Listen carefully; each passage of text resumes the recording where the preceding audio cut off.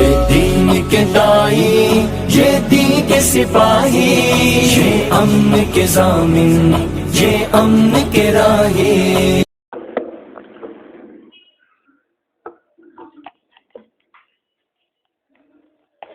جب آپ فارغ ہو گئے تشریف لیں۔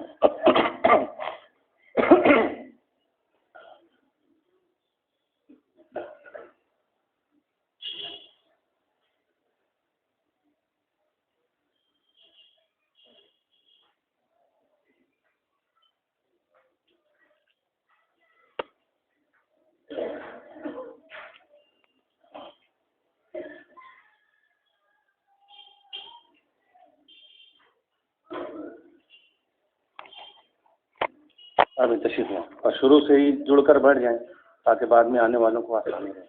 قریب ہو جائیں اپنے درمیان کی جگہوں کو بھرنے میں ساتھی۔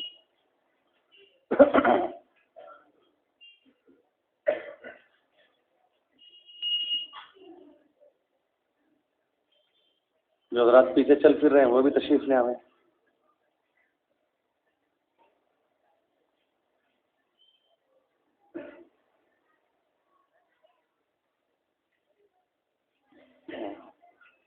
اور جن حضرات کے پاس موبائل وغیرہ اگر بند کر دیں تو بہتر ہے۔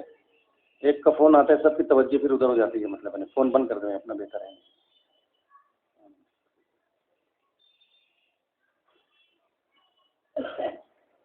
بسم اللہ الرحمن الرحیم۔ نحمدہ و نصلی علی رسولہ الکریم، اما بعد۔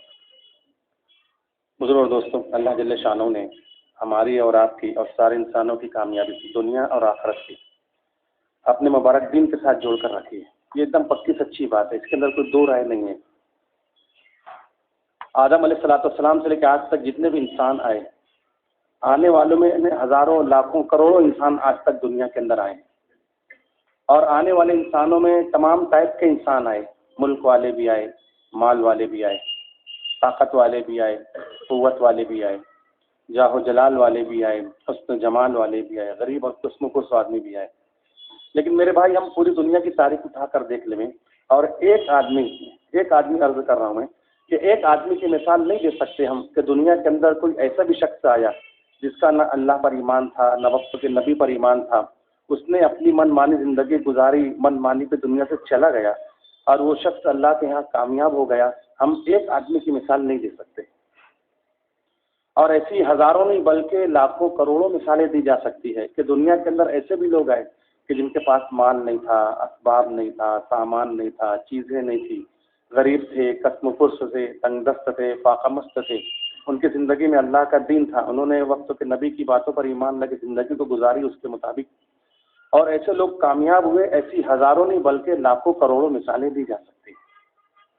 تو یہ چیز ہماری بھی سمجھ میں آ جائے، ہماری یہ سب کی زندگی کا بننا بگڑنا اللہ نے اپنے مبارک دین کے ساتھ رکھا ہے۔ مطلب اگر ساری دنیا کے انسانوں سے ایک سوال کیا جائے کہ دنیا کے اندر آدم علیہ السلام سے لے کے آج تک جتنے بھی انسان آئے ہیں، ان تمام انسانوں میں سب سے زیادہ کامیاب انسان کون ہے؟ آدم علیہ السلام سے لے کے آج تک جتنے بھی انسان آئے، ان تمام انسانوں میں کون ایسے لوگ ہیں جن کو اللہ پاک نے سب سے زیادہ کامیابی عطا فرمائی؟ ایسے کون لوگ؟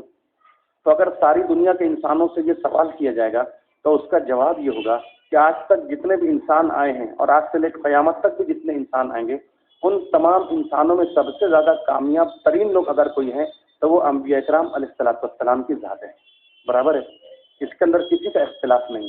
سب سے کامیاب ترین انسان انبیاء کرام علیہ السلام کی ذات ہے۔ اچھا، یہ سوچا جائے کن بنیادوں پر اللہ نے ان کو کامیاب کیا؟ کیا انبیاء کرام علیہ السلام بہت ملک والے تھے، مال والے تھے، اکثریت والے تھے، اسباب والے تھے، چیزوں والے تھے؟ تو اگر اس اینگل سے، اس زاویے سے ان کی زندگیوں کو دیکھا جائے تو تمام نبیوں کی زندگی بالکل نیل اور خالی نظر آتی ہے۔ چند انبیاء کرام علیہ السلام ایسے ہیں کہ جن کو اللہ جل شانہ نے نبوت کے ساتھ ساتھ بادشاہت بھی عطا کی۔ چند ہیں جن کو انگلیوں پر بھی گنا جا سکتا ہے، جیسے داؤد علیہ السلام ہیں، سلیمان علیہ السلام ہیں، موسیٰ علیہ السلام ہیں، یوسف علیہ السلام ہیں، اور چند دیگر انبیاء کرام علیہ السلام ایسے ہیں کہ جن کو اللہ جل شانہ نے نبوت بھی عطا فرمائی اور بادشاہت بھی عطا فرمائی۔ اور باقی تمام انبیاء کرام علیہ السلام کو اللہ نے تنگ دستی میں رکھا، فاقہ مستی میں رکھا۔ بکریاں اکثر نبیوں سے اللہ پاک نے کروائی۔ یعنی آج جو کامیابی کا اسباب ہم سمجھتے ہیں، یہ ان کے پاس کوئی اسباب تھا نہیں، اور اس کے بغیر اللہ نے سب سے زیادہ کامیابی عطا فرمائی، تو یہ صفات اور دین کی بنیاد پر۔ اچھا، اس کے بعد اگر تمام دنیا کے انسانوں سے دوسرا سوال کیا جائے کہ انبیاء کرام علیہ الصلوۃ والسلام کے بعد باقی تمام جتنے بھی انسان آج تک آئے ہیں اور قیامت تک جتنے بھی انسان آئیں گے، نبیوں کو چھوڑ کر ان کے بعد کے تمام انسانوں میں سب سے زیادہ کامیاب انسان کون نبیوں کے بعد؟ یہ دوسرا سوال، کس کو اللہ نے سب سے زیادہ کامیابی دی؟ تو اگر یہ سوال کیا جائے گا تو اس کا جواب یہ ہوگا کہ انبیاء کرام علیہ الصلوۃ والسلام کے بعد باقی تمام انسانوں میں سب سے زیادہ کامیابی جو اللہ پاک نے عطا فرمائی ہے وہ صحابہ کرام کو عطا فرمائی ہے۔ برابر ہے، اس کے اندر بھی کسی کا اختلاف نہیں ہے۔ انبیاء کرام علیہ الصلوۃ والسلام کے بعد باقی تمام انسانوں میں صحابہ کرام وہ ہستیاں ہیں کہ جنت کے اندر نبیوں کے بعد جتنے سارے بڑے بڑے درجے اور مراتب ہیں، اللہ جل شانہ نے یہ صحابہ کے لیے مخصوص کر دیا۔ بڑے بڑے درجات یہ سب صحابہ کے لیے مخصوص کر دیا۔ ہاں، تاکہ میں جنت کے اندر گیا تو دیکھا ایک نوجوان ہے، بہت خوبصورت نوجوان ہے، سبز و ریشمی لباس پہنے ہوئے ہے، جنت میں شان سے چلا جا رہا ہے کہ فرشتے دائیں بائیں اس کے ساتھ چل رہے ہیں، جنت کے 8 دروازوں سے مرحبا مرحبا مرحبا کی آوازیں آ رہی ہیں۔ آپ نے فرمایا کہ مجھے اس نوجوان کو دیکھ کر بڑا رشک آیا۔ میں نے فرشتوں سے پوچھا یہ نوجوان کون ہے؟ تو مجھے دکھایا گیا یہ قبیلہ قریش کا ایک نوجوان ہے۔ سلمان فارسی رضی اللہ عنہ عرض کہ حضور نام بتائیے نا۔ کہا کہ ابو بکر تم تھے، بولے میں نے تم کو دیکھا تھا، مسجد نبی کے اندر بیٹھے ہیں اور بشارت مل رہی ہے۔ آپ نے فرمایا جنت میں آگے جب میں بڑھا تو میں نے دیکھا سفید موتی کا محل ہے، بہت خوبصورت محل ہے۔ اب میں نے سوچا میں اللہ کا حبیب ہوں، اللہ کا لاڈلا نبی ہوں، اور یہ اتنا شاندار خوبصورت محل ہے، میرا ہونا چاہیے۔ میں داخل ہونے لگا تو فرشتوں نے کہا نہیں نہیں حضور یہ آپ کا محل نہیں ہے۔ اچھا، یہ اتنا شاندار محل میرا نہیں، کہا آپ کا نہیں ہے، کس کا ہے؟ تو مجھے بتایا گیا قبیلہ قریش کے ایک نوجوان کا ہے۔ حضرت سلمان نے پھر عرض کیا حضور نام بتائیے نا۔ کہا کہ عمر وہ تمہارا محل تھا۔ کہا کہ عثمان انت رفیقی فی الجنہ، تم جنت میں میرے رفیق میرے ساتھی ہوگے۔ حضرت علی رضی کی طرف متوجہ ہوتا کہ علی کیا تو اس بات پر راضی نہیں ہے کہ کل قیامت کے دن تیری جنت میری جنت کے سامنے ہوگی، کہ جب تیری جنت کی کھڑکی کھلے گی تو میری جنت نظر آئے گی، جب میری جنت کی کھڑکی کھلے گی تو تیری جنت نظر آئے گی، کیا تو اس بات پر راضی نہیں ہے؟ علی رضی اللہ رونے لگے اور کہا کہ روی تو یا رسول اللہ، میں اللہ اس کے رسول سے ہر حال میں راضی ہوں۔ صحابہ کے درجات بتائے، اما عائشہ رضی اللہ عنہا تشریف لائیں، کہا کہ حضور آپ نے تمام کے درجات بتائے، مجھے کیا ملے گا؟ آپ نے تمام کے درجات بتائے، مجھے کیا ملے گا؟ آپ نے فرمایا کہ اے عائشہ، اے حمیرہ، حمیرہ آپ صلی اللہ علیہ وسلم کہا کرتے تھے عائشہ رضی اللہ عنہ کو، کہا کہ اے عائشہ، اے حمیرہ، کل قیامت کے دن اللہ جل شانہ تجھ کو جو جنت عطا کریں گا، تجھ کو جو جنت عطا کریں گے اس کی جو چھت ہوگی، چھت یہ رحمان کا عرش ہوگی۔ وہ یہ بڑے بڑے درجات انبیاء کرام علیہ الصلوۃ والسلام کے بعد جتنے ہیں یہ صحابہ کے لیے اللہ نے مخصوص کیے۔ یہ دنیا کے کامیاب ترین انسان صحابہ کرام نبیوں کے بعد سب سے زیادہ کامیاب لوگ۔ یہاں بھی یہی سوال اٹھتا ہے کن بنیادوں پر اللہ نے یہ مقام تک پہنچایا؟ تو اس کے پیچھے یہ ساری خوبی صفات ان کے اندر ملے گی نہیں؟ ہاں جی، اپنا سب کچھ اللہ کے دین کے لیے لگا دیا، لٹا دیا، یہ چیز ملے گی نہیں؟ اس زمانے کے ہر صحابی کا یہ یعنی صحابہ کرام کے زمانے میں ہر کیٹیگری کہہ لو، ہر درجے کے صحابی تھے نا۔ حضرت بلال جیسے غلام بھی تھے رضی اللہ تعالیٰ عنہ، حضرت سلمان فارس کے رہنے والے سلمان فارسی بھی تھے رضی اللہ تعالیٰ۔ اللہ جل شانہ نے تمام صحابہ سے اپنے راضی ہونے کا اعلان کیا، تمام صحابہ سے۔ اس زمانے کے فاقہ مست آدمی حضرت ابو ہریرہ کے لیے بھی رضی اللہ تعالیٰ نے کہا گیا، اور اس زمانے کے مالدار ترین آدمی حضرت عبدالرحمن بن عوف کے لیے بھی رضی اللہ تعالیٰ نے کہا گیا۔ اس زمانے کے ابو ذر غفاری جس نے زندگی بھر کبھی ایک وقت کا کھانا بچا کے نہیں رکھا، ایسے فاقہ مست آدمی، ان کے لیے بھی رضی اللہ تعالیٰ نے کہا گیا۔ اور اس زمانے کے مالدار ترین آدمی حضرت عثمان بن عفان کے لیے بھی رضی اللہ تعالیٰ نے کہا گیا۔ جتنے بھی اس زمانے کے صحابہ ہیں سب کے اندر یہ خوبیاں صفات ملے گی۔ جو دین اللہ کے نبی صلی اللہ علیہ وسلم لے گیا پورا کا پورا دین پوری حقیقت کے ساتھ اس زمانے کے اندر موجود تھا۔ یعنی اس زمانے کا غلام اپنی غلامی کے ساتھ دیندار بھی تھا، دین کا داعی بھی تھا۔ اس زمانے کا کاشتکار اپنی کھیتی باڑی کے ساتھ مکمل دیندار بھی تھا، دین کا داعی بھی تھا۔ اس زمانے کا تاجر اپنی تجارت کے ساتھ مکمل دیندار بھی تھا اور دین کا داعی بھی تھا۔ یعنی صحابہ کرام کی زندگیوں میں میرے بھائی انگلی رکھنے کی گنجائش ہمارے لیے نہیں ہے۔ صحابہ کرام کی زندگیوں میں کہیں جھول ہم کو نظر نہیں آئے گا۔ جو صحابی جہاں تھے، जिस हाल में थे, जिस शोबे में थे, जिस लाइन में थे, मुकम्मल दीन पर चलने वाले भी थे और दीन की मेहनत करने वाले भी थे। ये खूबियाँ सिफात मिलेगी उनकी जिंदगियों के अंदर। एक मिसाल, इससे पहले भी शायद हमने सुना होगा, फज़ाइल अमाल में सुनते रहते हैं। एक मरतबा अब्दुल्ला बिन जाफर रज़ी अल्लाह तआला अन्हु मदीना मुनव्वरा के बाहर कहीं तशरीफ ले जा रहे थे। रास्ते में देखा कि एक हबशी गुलाम है, एक बाग के अंदर, खेत के अंदर काम कर रहा है। काम करते करते उसके खाने का वक्त हुआ, खाने के लिए बैठा, अपना रोटी का टुकड़ा उसने जब खोला, कपड़ा खोला उसने जिसमें रोटी थी, एक कुत्ता कहीं से आया और सामने आकर खड़ा हो गया। उस गुलाम ने देखा एक कुत्ता खड़ा है, अपने हिस्से में से एक रोटी निकाली, उस कुत्ते के आगे डाल दी। कुत्ते ने वो रोटी खाई, फिर भी खड़ा रहा। इस गुलाम ने दूसरी रोटी निकाली, वो भी डाल दी, कुत्ते ने वो भी खाई, फिर भी खड़ा रहा। इसने तीसरी रोटी निकाली, वो भी डाली, कुत्ते ने वो भी खाई, खड़ा रहा। तो गुलाम ने अपना कपड़ा झटक के बताया, नहीं अब कुछ बचा नहीं है, जो कुछ भी था मैंने खिला दिया। कुत्ता तो आगे चला गया। अब्दुल्ला बिन जाफर रज़ी अल्लाह तआला उस गुलाम के पास आए और पूछा कि भाई तुम्हारी रोजाना कुल कितनी रोटियां आती हैं? कहा कि हजरत आपने देखी ली, रोजाना 3 रोटियां आती हैं। तो उन्होंने कहा कि तुमने तीनों के तीनों उस कुत्ते को खिला दी? तो उस गुलाम ने कहा कि हजरत हमारे अतराफ में दूर दूर तक कहीं कुत्ते नजर नहीं आते। एक कुत्ता आज मेरे सामने आकर खड़ा हुआ है, लगता है कहीं बहुत दूर दराज के इलाके से रास्ता तय करके यहाँ तक का आया है। और मेरी ईमानी गैरत ने इस बात को गवारा नहीं किया कि मैं खाना खाता रहूं और एक जानदार आंख मुझे देखती रहे। मेरी ईमानी गैरत ने गवारा नहीं किया, लिहाजा मैंने सारी की सारी खिला दी। उन्होंने पूछा तुम आज क्या खाओगे? फिर अपने हिस्से की सारी रोटियां खिला दी, तुम क्या खाओगे? तो गुलाम ने सादगी से कहा कि हजरत कोई बात नहीं, एक दिन फाका कर लेंगे, एक दिन। बताओ उस जमाने में जब माहौल बना हुआ था, एक नजिस जानवर के लिए अपने आप को फाके के ऊपर डालना कोई ऐसी हैरत की या नई बात नहीं थी। ऐसा कोई बात नहीं हजरत, एक दिन फाका कर लेंगे। तो इन्होंने पूछा तुम किसके गुलाम हो, तुम किसके गुलाम हो? तो उन्होंने कहा कि उस गुलाम ने कहा कि मैं हजरत उस्मान बिन अफ़्फ़ान रज़ी अल्लाह तआला अन्हु उनके वारिसों का गुलाम हूँ। किसका गुलाम? तो उस्मान बिन अफ़्फ़ान के वारिसों का गुलाम। अब बताओ वारिसों के गुलाम का ये हाल है, तो उस जमाने के जो सफ़े उला के लोग रहे होंगे उनकी दीनदारी का क्या कहना? ये तो वारिसों के गुलाम का हाल है। अल्लाह फजल जब हज के लिए जाना हुआ तो मदीना में हमने देखा बड़ी एक बिल्डिंग, बहुत शानदार बिल्डिंग, उसके ऊपर बोर्ड लिखा था वक्फ उस्मान बिन अफ़्फ़ान रज़ी अल्लाह तआला अन्हु। हमने पूछा ये क्या बात है? तो कहा कि हज़रत उस्मान रज़ी अल्लाह तआला अन्हु उनके वारिसीन आज भी मक्के और मदीने के अंदर रहते हैं और बड़ी बड़ी बिल्डिंगों को बनाते हैं और उसको हरम के लिए वक्फ कर देते हैं, यानी आज भी वो चीज़ उनके खानदान के अंदर मौजूद है। तो उस जमाने में क्या रहा होगा? कहा कि मैं उनके वारिसों का गुलाम हूँ। तो अब्दुल्ला बिन जाफर रज़ी अल्लाह तआला वापस मदीना मुनव्वरा तशरीफ लाए और उनके वारिसों से मुलाकात की और कहा कि भाई वो जो तुम्हारा खेत है ना, वो मैं तुमसे खरीदना चाहता हूँ, क्या कीमत है बताओ, खरीदना चाहता हूँ।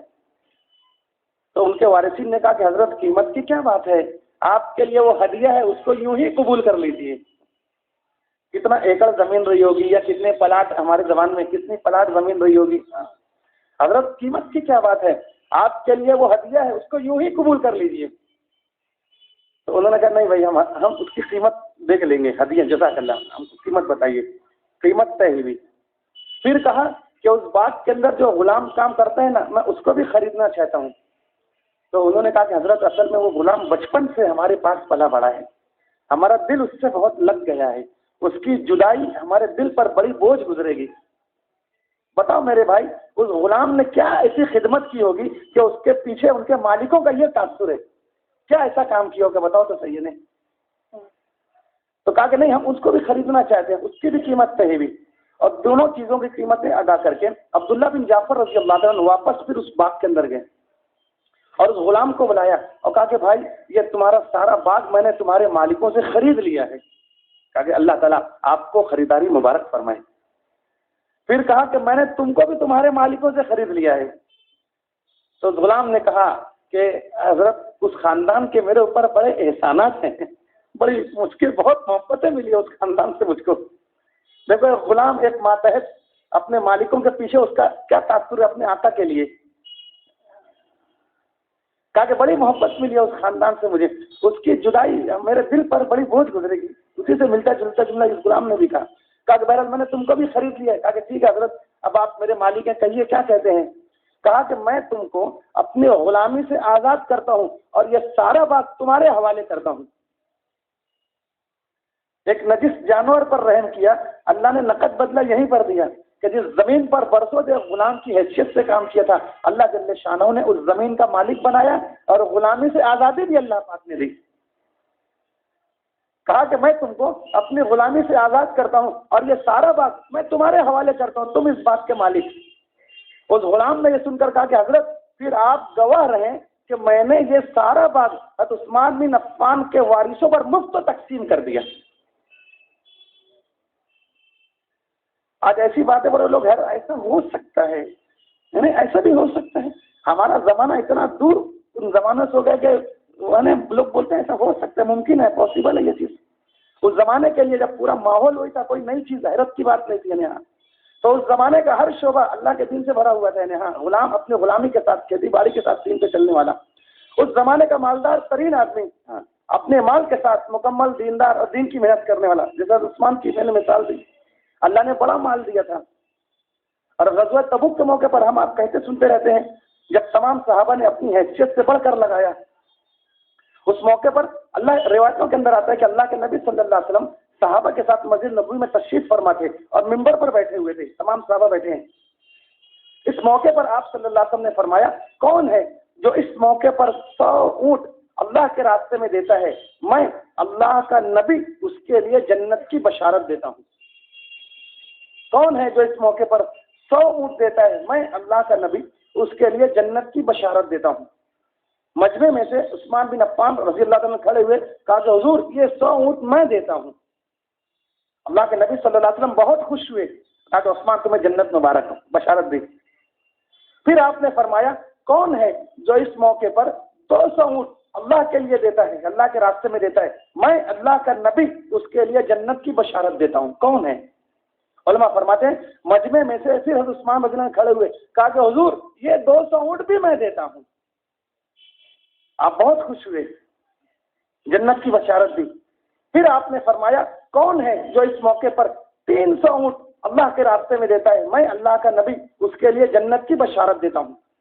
علماء فرماتے ہیں تیسری مرتبہ بھی عثمان رضی اللہ عنہ کھڑے ہوئے، کہا کہ حضور یہ 300 اونٹ بھی میں دیتا ہوں۔ آپ بہت خوش ہوئے، پھر تیسری مرتبہ جنت کی بشارت دی۔ کتنے اونٹ ہو گئے؟ پہلے 100، پھر 200، پھر 600 اونٹ ہو گئے۔ اس کے بعد حضرت عثمان رضی اللہ عنہ نے کہا کہ حضور یہ 600 اونٹ تو وہ ہیں جو آپ نے مانگا ہے، اس کے علاوہ پلس 600 اونٹ مزید میں اپنی طرف سے دیتا ہوں۔ کتنا ہو گیا؟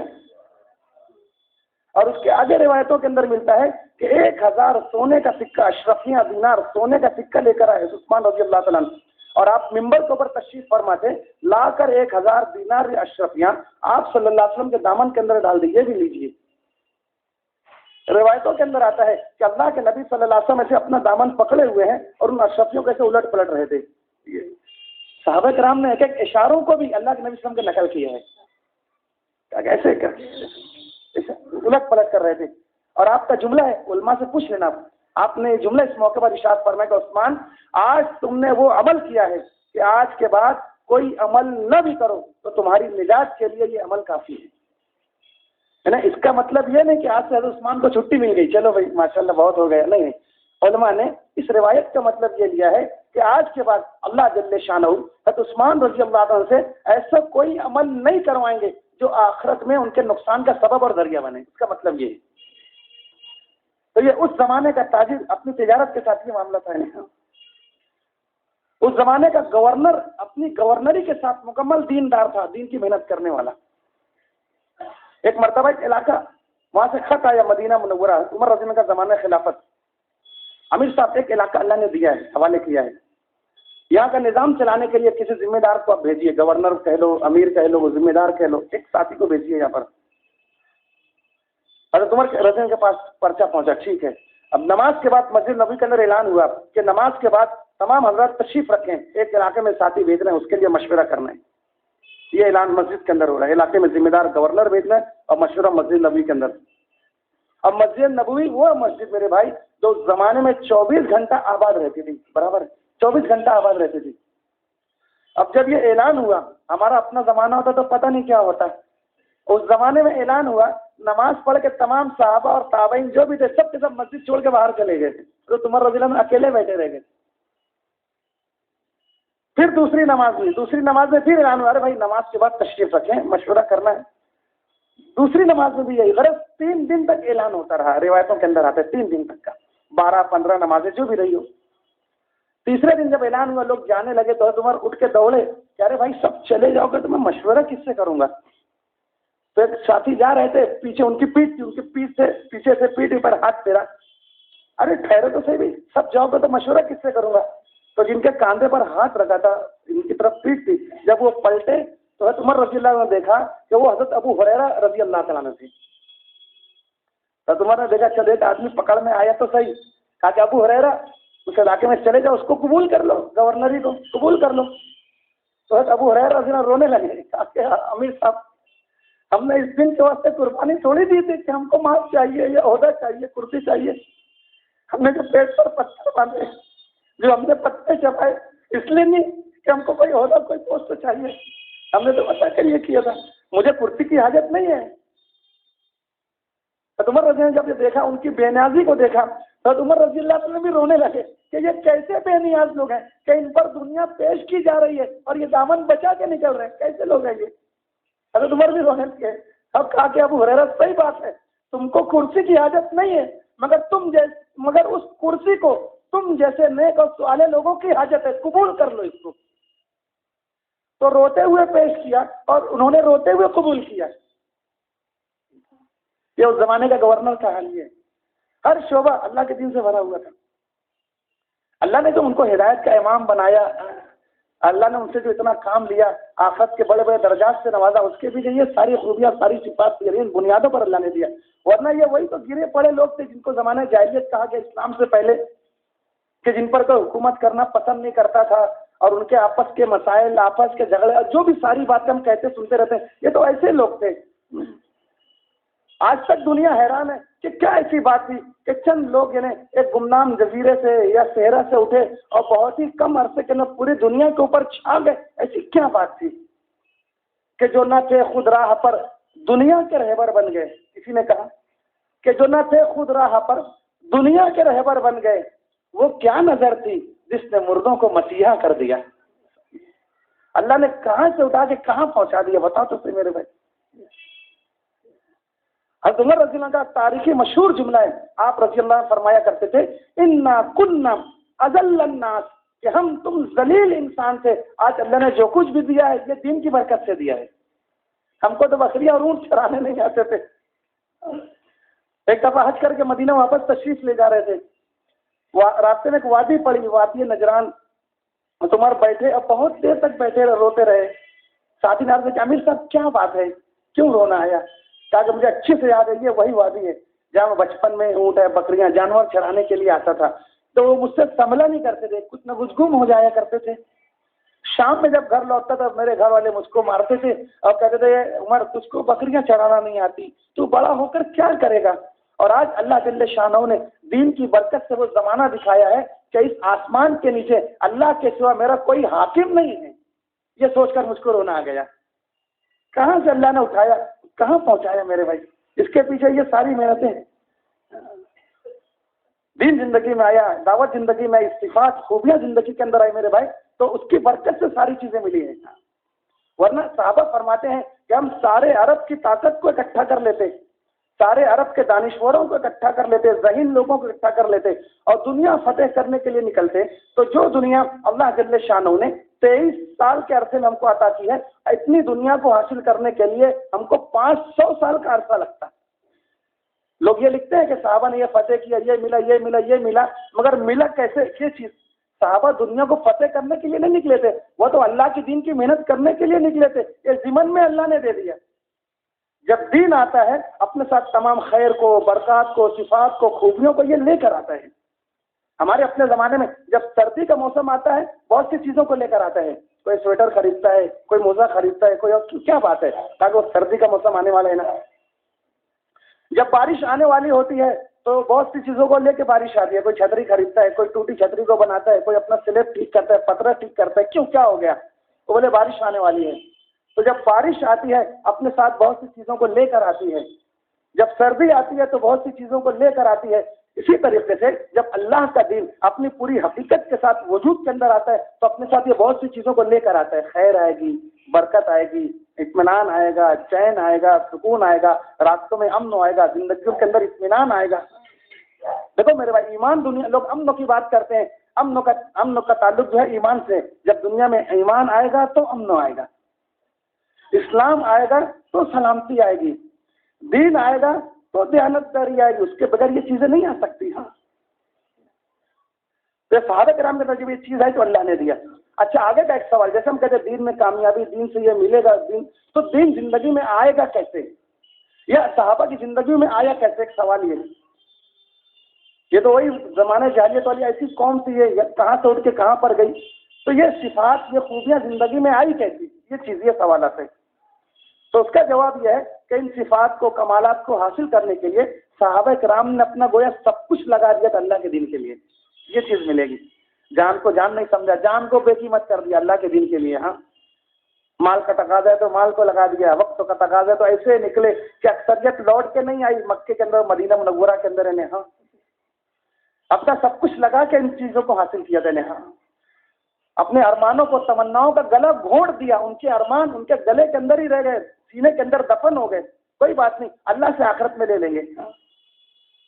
ایک مرتبہ عمر رضی اللہ عنہ بغیر چھنے ہوئے آٹے کی روٹی کھا رہے تھے. کہا کہ امیر صاحب بغیر چھنے کی کھا رہے ہو, چھان لیتے. کہا کہ کیا تم چاہتے ہو میں اپنی ساری لذتیں دنیا میں ہی ختم کر دوں؟ ہم تو آخرت میں لیں گے. اپنا سب کچھ لگا دیا اللہ کے دین کے لیے. ہاں جی, کوئی بات نہیں, اللہ سے لے لیں گے. تو جب جو تقاضا آیا, جو مطالبہ آیا, سب کچھ لگا کے ان صفات کو حاصل کیا, سب کچھ لگا دیا, تو پھر اللہ نے یہ دیا. تو یہ ضابطہ قیامت تک کے آنے والے انسانوں کے لیے ہے. جو بھی انسان چاہے کامیاب ہونا چاہے, زندگی میں دین کو لانا پڑے گا.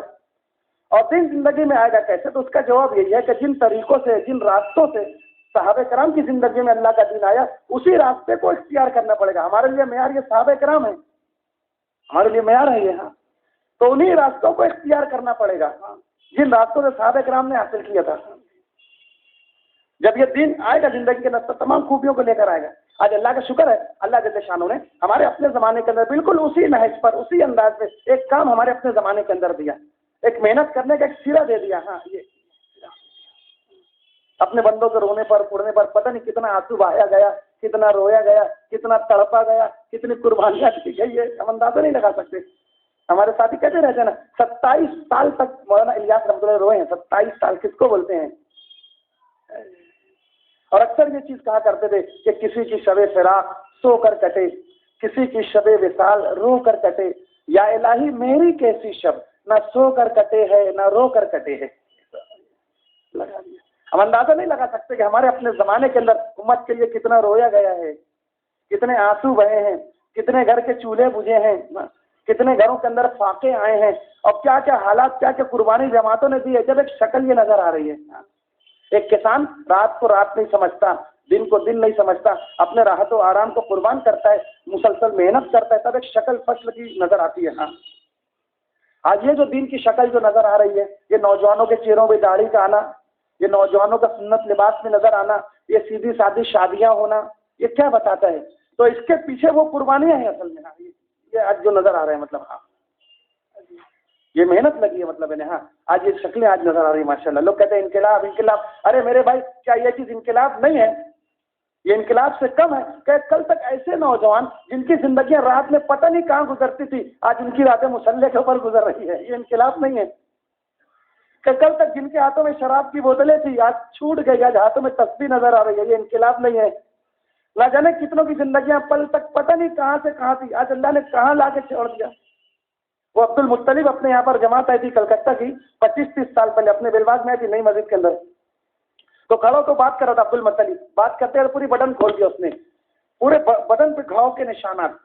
اس زمانے کے اندر وہ پانی کا شپ, پانی کا جہاز چلایا کرتا تھا, بہت زیادہ پیمنٹ اس کی. اور لیکن کہنے لگا کہ میری زندگی بس ایسی ہی تھی. ہاں, نشے میں پتہ نہیں کائے کے شوق کے اندر میری زندگی گزرتی تھی. کہا کہ میری شادی کو 16 سال ہو گئے تھے, لیکن میری ساری کی ساری پیمنٹ اسی میں خرچ ہو جاتی تھی. اور میری جو بیوی تھی نا، بیوی لوگوں کا جھوٹا برتن دھو کے بچوں کا پیٹ پالتی تھی، وہ گزارا کرتی تھی. کہا کہ پھر اللہ نے ایسا کرم کیا، دعوت کے کام میں لگا، غلط شوق چھوڑا، زندگی بدلی. تو رو کے کہہ رہا تھا کہ 16 سال کے بعد جو 17ویں عید آئی شادی کے بعد، تو پہلی مرتبہ ایسا ہوا کہ میرے بچوں نے میرے پیسے پر کپڑا بنایا. ہمارے مولانا کہتے تھے ایک جماعت ایک علاقے میں جا رہی تھی، ایک خاتون بوڑھی عورت مالے کے اوپر کھڑی تھی، کہنے لگی او اللہ سے اے تبلیغ والو، اللہ تمہارا بھلا کرے. ساتھی نے دیکھا، اماں جان کیا بات ہے؟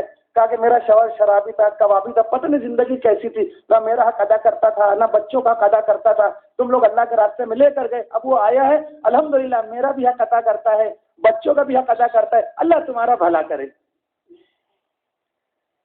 لاجن زندگیاں بدلی.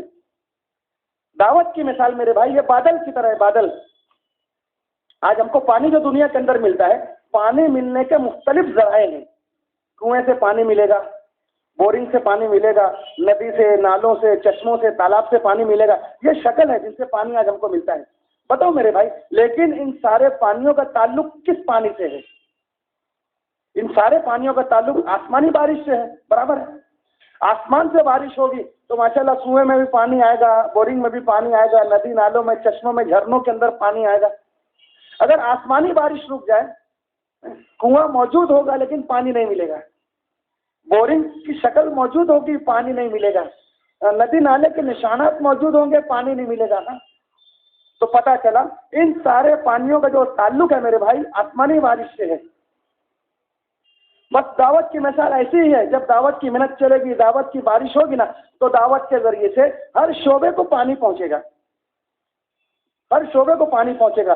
مسجد کو نمازی ملیں گے، مدارس کو طلبہ ملیں گے، خانقاہوں کو ذاکرین ملیں گے، بیت اللہ کو حاجی ملیں گے، کرسی کو نیک منصف اور نیک حاکم ملے گا، بازار کو نیک تاجر ملے گا، بیوی کو نیک شوہر ملے گا، بچوں کو نیک باپ ملے گا، اور معاشرے کو ایک نیک اور صالح انسان ملے گا.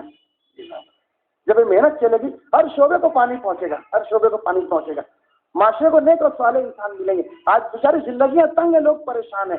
نہ جانے کتنی مائیں بہنیں اپنے شوہروں سے پریشان، نہ جانے کتنی شوہر اپنی بیویوں سے پریشان، نہ جانے کتنے باپ اپنے بچوں سے پریشان، نہ جانے کتنے بچے اپنے والدین سے پریشان. دین نہ ہونے کی بنیاد پر زندگیاں تنگ ہیں لوگوں کی، پریشان ہیں لوگ.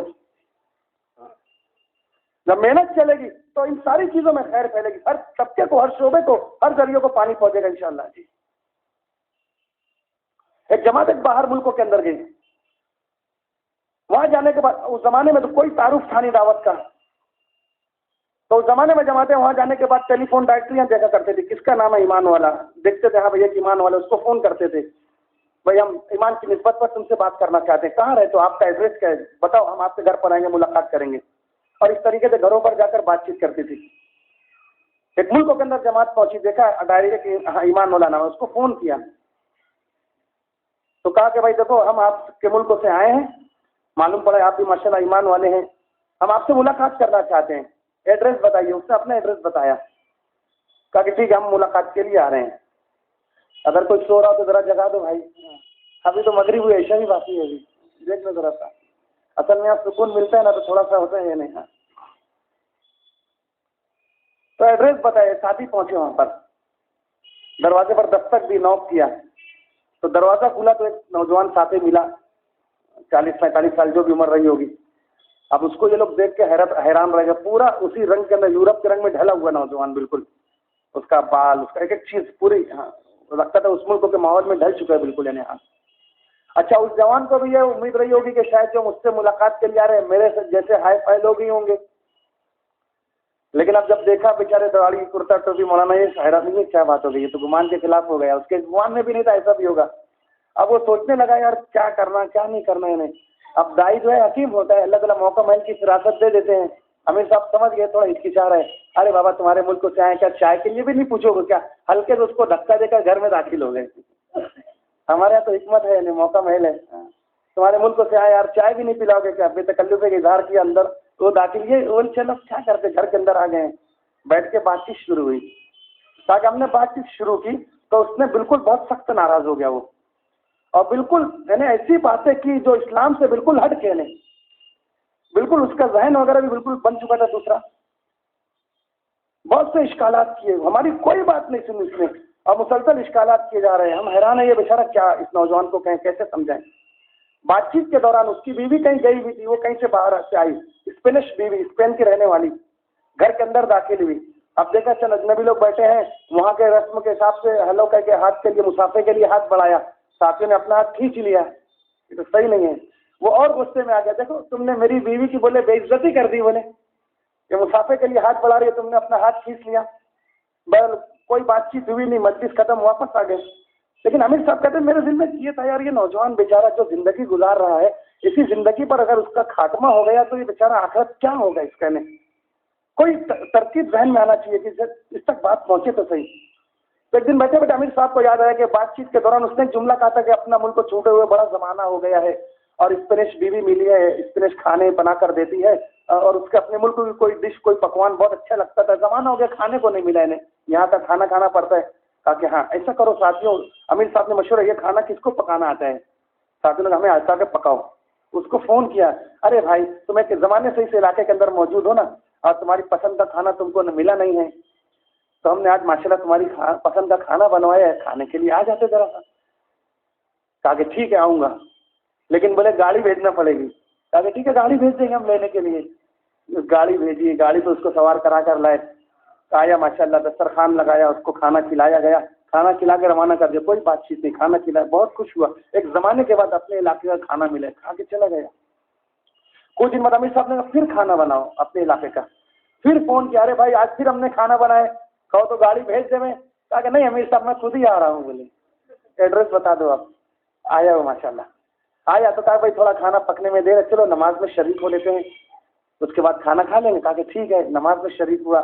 نماز کے بعد بات چیت کے اندر بھی بیٹھا, اس نے بات چیت سن کے حیران رہ گیا وہ. بہرحال کھانا کھایا. کہا کہ امیر صاحب, اور یہ اللہ کی طرف سے وقت ہوتا ہے. کہا کہ یہ بھی ایک زندگی ہے جو یہ لوگ پیش کر رہے ہیں, جس میں آخرت کی باتیں, جنت دوزخ کا تذکرہ. میری زندگی میں یوں ہی گزر رہی ہے. کھانا کھایا. امیر صاحب نے پھر اس کی تشکیل کی, آمادہ ہوا اللہ کے راستے میں. وقت 3 دن لگا کر آیا. آنے کے بعد امیر صاحب کہنے لگا, امیر صاحب تم نے میرے اوپر کیا جادو کر دیا ہے. اس ملک کے اندر آئے ہوئے مجھ کو 27 سال گزر گئے, اور ان 27 سالوں کے درمیان آج تک میں نے نہ کبھی عید کی نماز پڑھی ہے, نہ بقرعید کی نماز پڑھی ہے, نہ کبھی جمعہ میں نے پڑھا ہے. 27 سال ہو گئے, اور میرا یہ حال تھا کہ میری آنکھوں کے سامنے میرے باپ کا انتقال ہو گیا, میری آنکھوں نے آنسو نہیں بہایا. میری آنکھوں کے سامنے میری ماں کا انتقال ہو گیا, میری آنکھوں نے آنسو نہیں بہایا. تم نے کیا جادو کر دیا ہے. اب میں دعا کے لیے ہاتھ اٹھاتا ہوں تو میری آنکھیں برسنے لگتی ہے. امیر صاحب کہتے تھے ہم اتنا روتا تھا, اس کو روتا دیکھ کر ہم متاثر ہو کے ہم رونے لگتے تھے. 4 مہینہ بھی لگایا, زندگی بدلی ماشاءاللہ. اور اس کے بعد وہ فون بولے, آج ساتھی کا کہنے لگا امیر صاحب وہ دن جب آپ پہلی دفعہ ہم اس کو مسجد میں لے کر گئے تھے, نماز مجھ کو پڑھائی تھی نا, اس دن کے بعد سے لے کے آج تک اللہ کا شکر ہے, آج تک کبھی میری تہجد بھی نہیں چھوٹی ہے. اصل میں دعوت کا کام جو سیدھا سادہ کام ہے نا, بہت سے لوگ اس کی سادگی سے دھوکہ کھا جاتے ہیں. بولے یار تم تو لوگ چاند پر جا رہے ہیں, مریخ پر جانے کی تیاری ہے, تم لوگ وہی پرانی بات کرتے. ایسا وہی مسجد کی چٹائی پہ سوتے, کھچڑی کھاتے, کچی پکی ہے, ایسے چلتے مطلب ہے نا. تو کام کی سادگی کو دیکھ کے بیچارے لوگ دھوکہ کھا جاتے. تم لوگ بڑے بیکورڈ لوگ ہو. حالانکہ ان بیچاروں کو معلوم نہیں ہے کیسے کیسے اللہ کے بندے لوگ چلتے ہیں. نہ جانے کیسی کیسی پوسٹ والے یہاں پر چل رہے ہیں. ہم کو تو پتہ بھی نہیں, ہماری مسجد میں جماعت آتی ہے, ٹھہر کے چلی بھی جاتی ہے, ہم کو نہیں معلوم اس میں کون ساتھی کتنی قربانی سے آیا بھی چلا بھی گیا. ہم کو نہیں پتا, قدر بھی نہیں کرتے ہم بیچارے جیسی ہونا چاہیے. ہم کو پتہ ہی نہیں, سیدھے سادے آتے ہیں, کام کر کے چلے جاتے ہیں. بات سے جماعتیں گشت میں جاتی ہے, لوگ آڑی ترچھی بات بیچارے نہ سمجھ ہیں, ان کا بھی قصور نہیں ہے, کچھ بات کہہ دیتے ہیں. اللہ اس اللہ کے بندوں کو نہیں معلوم کہ جس سے آڑی ترچھی بات کر رہا ہوں نا میں, اس کے جیسے 10 نوکر اس کے گھر کے اوپر ہوں گے. یہ اللہ کے دین کے لیے اپنے آپ کو ذلیل کر رہا ہے. یہ ایسے کام, ایسی محنت اللہ نے دی ہے. یہاں پر آ کے نفس کو کچلا جاتا ہے, سادہ کام ہے نا. جب ماشاء اللہ نظام الدین جانا ہوا تو مولانا اظہار الحسن صاحب رحمۃ اللہ اس وقت تو حیات تھے, تو بیان میں بتانے لگے, بولے ایک مرتبہ مولانا الیاس صاحب رحمۃ اللہ نے ہماری جماعت بنا کر بھیجی کلکتہ کے بنگال کے علاقے کے اندر. اس جماعت کے اندر بولے میں تھا, مولانا اظہار خود فرما رہے تھے, میں تھا بولے, اور یوسف تھا, حضرت جی مولانا یوسف صاحب رحمۃ اللہ علیہ, اور انعام تھا, حضرت جی مولانا انعام الحسن صاحب رحمۃ اللہ علیہ, اور دیگر علماء کرام. ہماری جماعت اس علاقے کے اندر پہنچی. اب وہاں کے علماء کرام کو معلوم پڑا کہ ارے مولانا الیاس کے لڑکے مولانا یوسف آئے ہیں, مولانا بڑے بڑے ان کا جانتے تھے لوگ ان کی علمی شخصیت کو, تو بڑے بڑے علماء کرام ملاقات کے لیے مسجد کے اندر آئے. تو وہاں الیاس صاحب فرمایا کرتے تھے جب وہ علماء کرام مسجد کے اندر آئے نا, تو اس دن بولے یہ منظر تھا کہ میری اور یوسف کی خدمت تھی. بولے میری اور یوسف کی خدمت تھی. بولے یوسف جو ہے مسالہ پیس رہا تھا اور میں پیاز کاٹ رہا تھا. بولے تو بتایا کہ وہ جو مسالہ پیس رہے نا یہ مولانا الیاس کے لڑکے حضرت مولانا یوسف صاحب یہ بولے نے, اور یہ مولانا انعام حسن صاحب کے ماموں مولانا اظہار الحسن صاحب ہے. مطلب ہے یہ سیدھا سادہ کام ہے. ہاں تو اس کی سادگی کو دیکھ کے لوگ دھوکہ کھا جاتے ہیں. اصل میں یہ ہے. ہاں جی.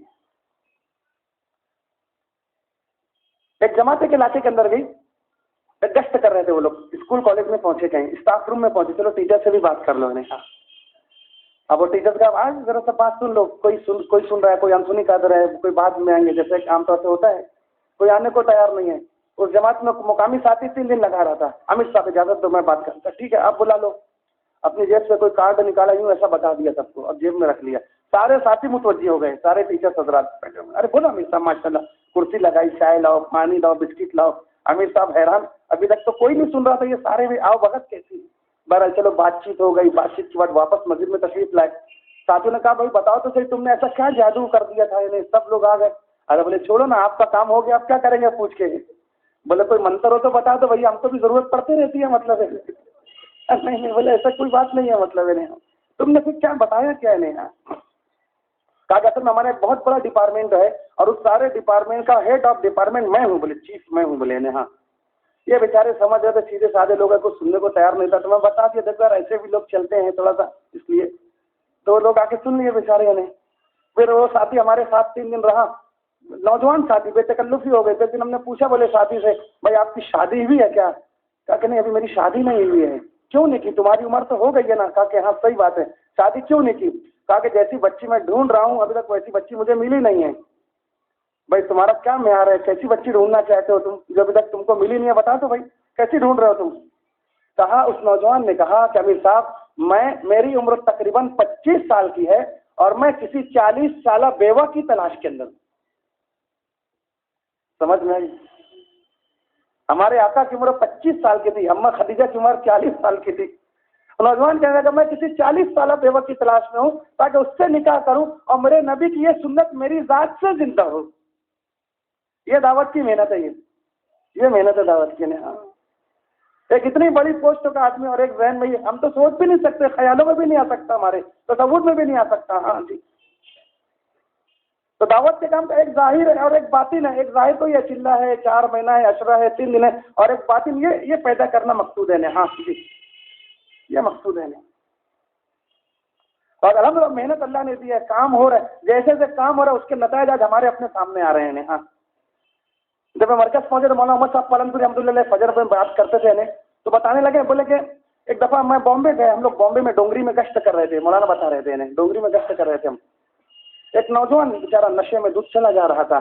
ہم نے اس کو پکڑا, اس سے بات چیت کی, خوشامد کی, مسجد میں بلایا, کہا کہ میں ناپاک نشے, کہا کہ چلو تو صحیح. مسجد کے اندر لے کر گئے, اس کو غسل کرایا, پاک کپڑے دیے. اس کے بعد اس نے نماز پڑھی.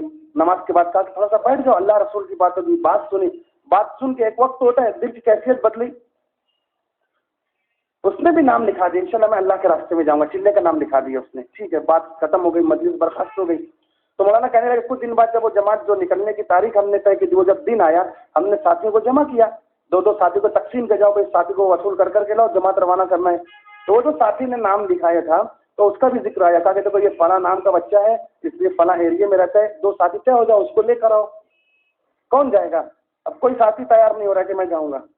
مولانا بولے بھائی اس کو وصول کرے گا, کون جائے گا؟ کوئی تیار نہیں ہو رہا ہے, کوئی ہاں نہیں بول رہے. تو مولانا کہا بھائی کیا بات ہے, کوئی تیار کیوں نہیں ہوتا؟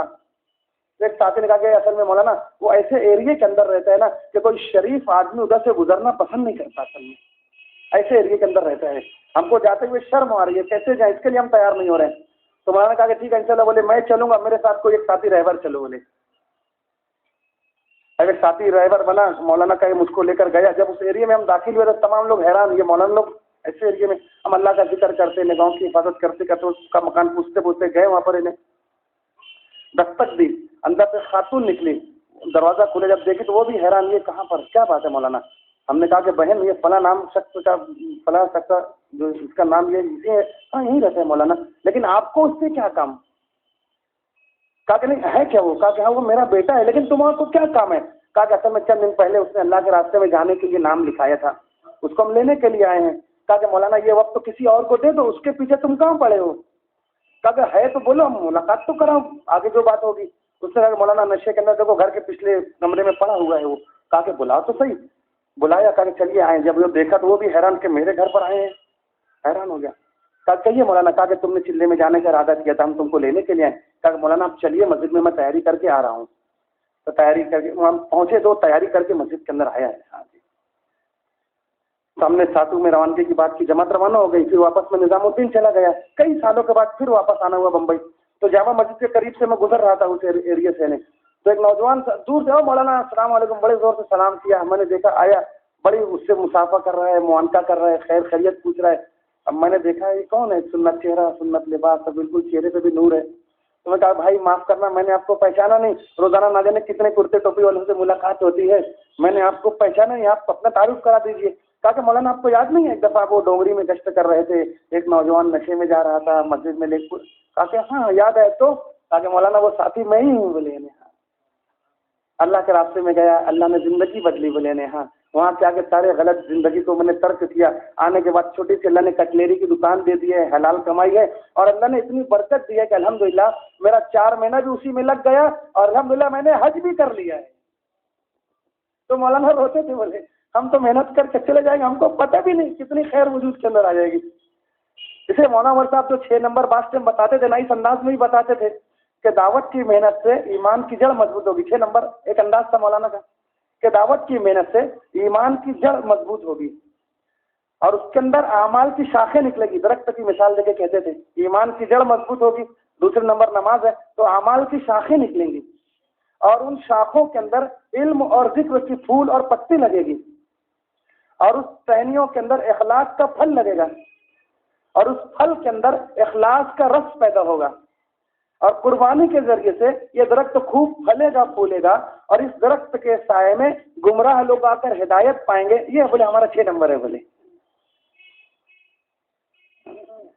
محنت کے ذریعے سے ایمان کی جڑ مضبوط ہوگی، اعمال کی شاخیں نکلے گی، ان شاخوں میں علم و ذکر کی پھول پتی لگے گی، اخلاص کا پھل لگے گا، اس پھل کے اندر اخلاص کا رس پیدا ہوگا، اور قربانی کے ذریعے سے یہ درخت پھلے گا پھولے گا، اور اس درخت کے سائے میں گمراہ لوگ آ کر ہدایت پائیں گے۔ یہ ہمارا 6 نمبر ہے۔ بولے نے تو ایک محنت کا سر اللہ نے ہمارے اپنے زمانے کے اندر دے دیا میرے بھائی، کہ آئیں یہاں پر اپنی صلاحیتوں کو لگائیں، اپنے جان کو، مال کو، وقت جو اللہ نے اس پہ لگا دے، مطلب ہاں اپنے بھی بنا لے، اور ہم کو ذریعہ بنا کے جتنوں کو اللہ نواز دیں گے سب ہمارے اپنے حصے کے اندر آئے گا، سب ہمارے اپنے حصے کے اندر آئے گا۔ ایسا کام اللہ نے دیا ہے۔ یعنی صحابہ نے اس چیز کو سمجھا تھا، مطلب ہاں تب تو سب کچھ لگا دیا تھا، جان کو جان نہیں سمجھا، اپنے جذبات احساسات کو بھی سب کو لگا دیا اللہ کے دین کے لیے۔ انہوں نے اس چیز کو سمجھا تھا، اس کی قیمت قدر و قیمت کو پہچانا تھا۔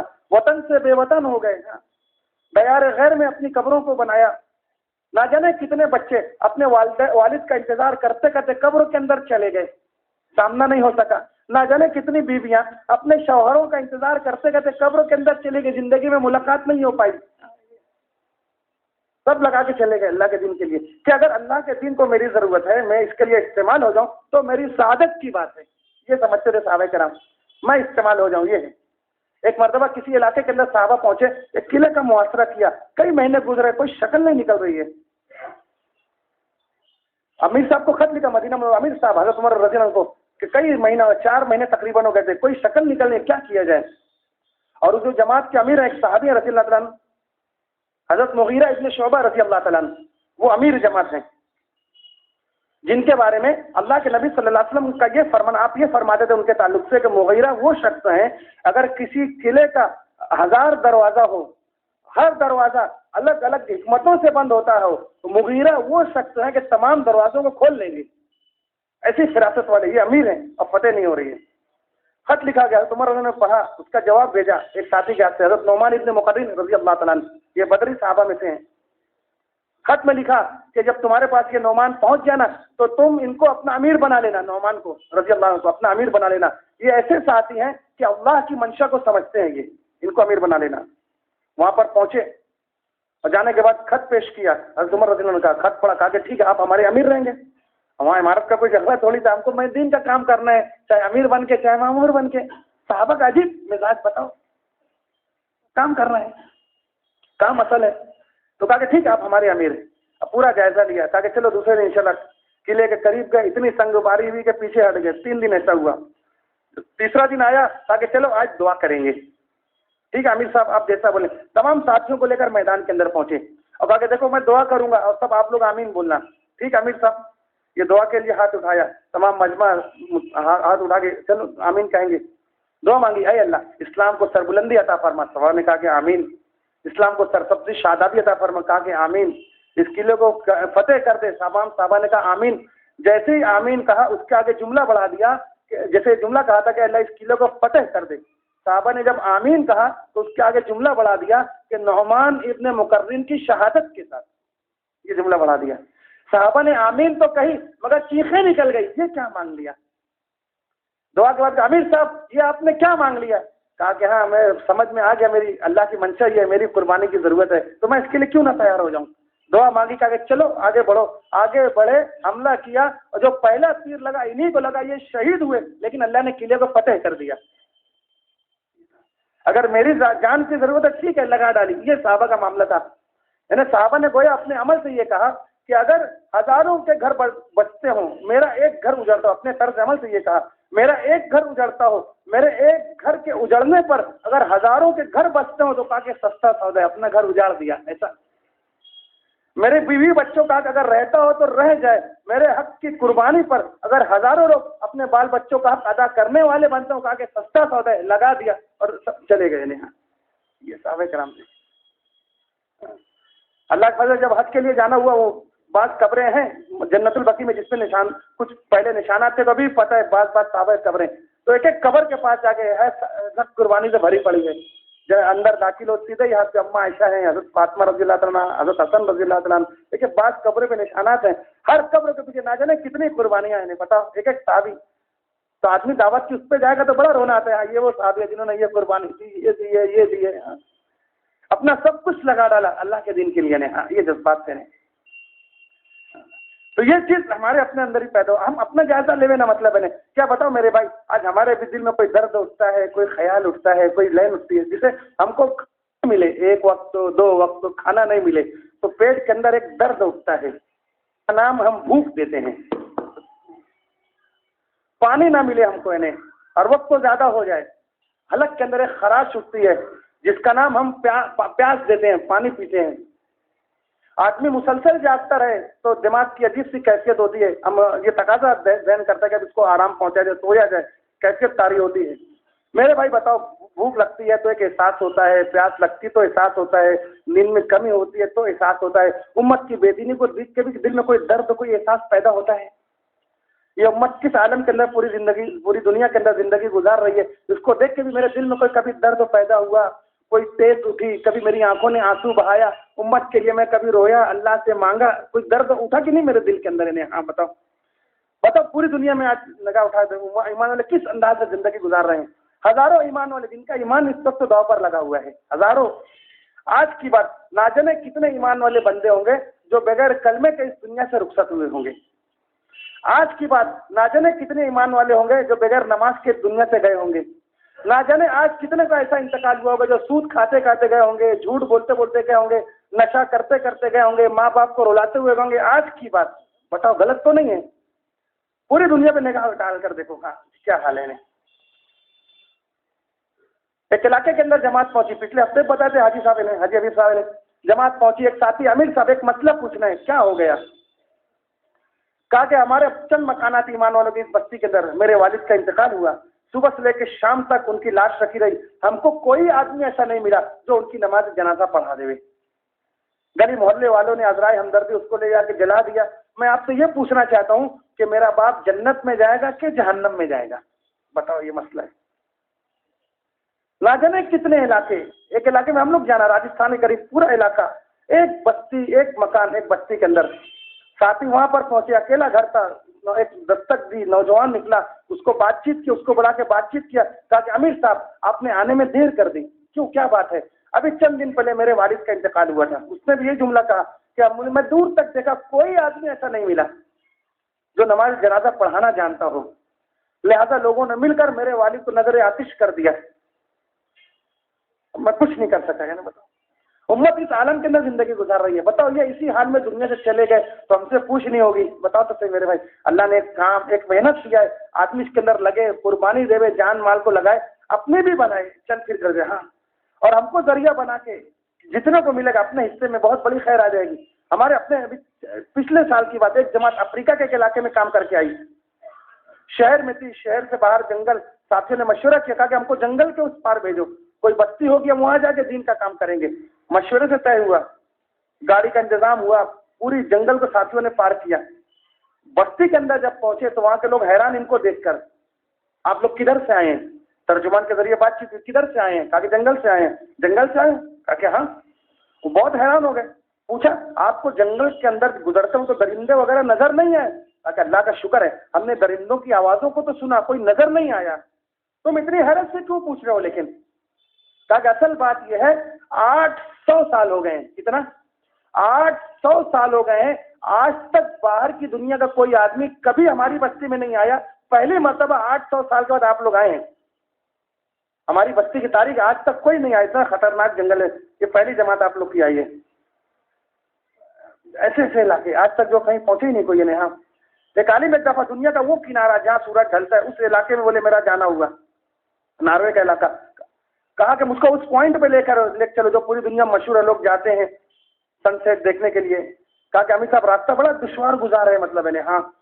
کہا کہ نہیں میں جانا چاہتا ہوں، کہا کہ کچھ بھی ہو میں بہرحال جانا چاہتا ہوں، مجھے ایک حدیث کی تلاش، ان کے الفاظ میں یہ کیا بات ہوئی؟ کہا کہ ٹھیک ہے، راستہ بتایا گیا، وہ سفر انتظام کیا گیا، وہاں ساتھی پہنچے، سورج ڈوب رہا تھا، بالکل بہت خوبصورت منظر تھا، تو سورج جیسے ہی ڈوبا ساتھیوں نے کہا جلدی سے، یعنی عصر 25 منٹ بولے آپ کے پاس ہے، عصر مغرب عشاء پڑھ لیں پھر سورج نکل آئے گا، بہت چھوٹی رات ہوتی ہے، 25 منٹ بچے بولے 3 نمازیں کا شاید موقع دیا انہوں نے۔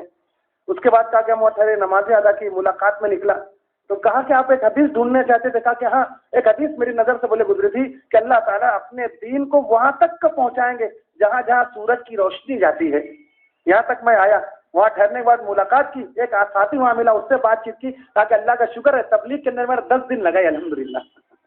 کہا کہ اس حدیث کی تلاش میں بولے میں یہاں تک آیا تھا، اللہ تعالیٰ وہاں تک اپنی بات کو پہنچائیں گے، ایسا کام دے دیا اللہ تعالیٰ نے، اور پوری دنیا کو کھول دیے، پوری دنیا کو اللہ نے میدان بنا دیے، صلاحیت والے آئے اپنی صلاحیتوں کو لگائیں، دوڑنے والے دوڑے، کہاں تک دوڑ سکتے ہیں، پوری دنیا کو اللہ نے میدان بنا دیا، پوری دنیا کے مالک کے راستوں کو اللہ نے کھول دیا۔ ایک انگریزی ملکوں کے اندر ایک جماعت طے ہوئی، کئی دن ہو گئے ویزا لینے کے، ویزا نہیں مل رہا ہے، ویزا نہیں مل رہا ہے، اس دن نظام الدین میں بیٹھے تھے، ہمارے بزرگوں میں سے کسی نے دیکھا کیا بات ہے تمہارا تو طے گئے نہیں؟ کہا کہ ہمیں ویزا نہیں مل رہا ہے مولانا، اچھا ٹھیک ہے کل جاؤ، بولے چلو دعا کریں گے، دعا کر کے جاؤ۔ ساتھی پہنچے وہاں پر ویزا لینے کے لیے، اب باہر ایسے ممالک کے ویزے لینے میں بڑی دقتیں، بڑے سوالات کا سامنا کرنا پڑتا ہے۔ اب سب ساتھی ذکر دعا میں لگے ہیں، امیر صاحب کچھ ساتھیوں کو لے کے اندر گئے آفس کے اندر، کیا بات ہے بولے، آفیسر نے پوچھا، کہا کہ تمہارے ملک کا ہم کو ویزا چاہیے، تو سوالات تو بہت سارے ہوتے ہیں، اس نے خالی ایک سوال کیا، ایک بات بتاؤ، بولے تم کو عربی آتی ہے کیا؟ بولے عربی۔ عجیب بات، جو ملکوں کا ویزا لینے کے لیے جا رہے وہ انگریزی ملک ہے، اور اس کا سوال تم کو عربی آتی ہے؟ امیر صاحب بھی حکمت والے کہا، بولے عربی آتی ہے، بولے کچھ سناؤ، بولے میں نے سورہ فاتحہ سنا دیا، بولے اس کو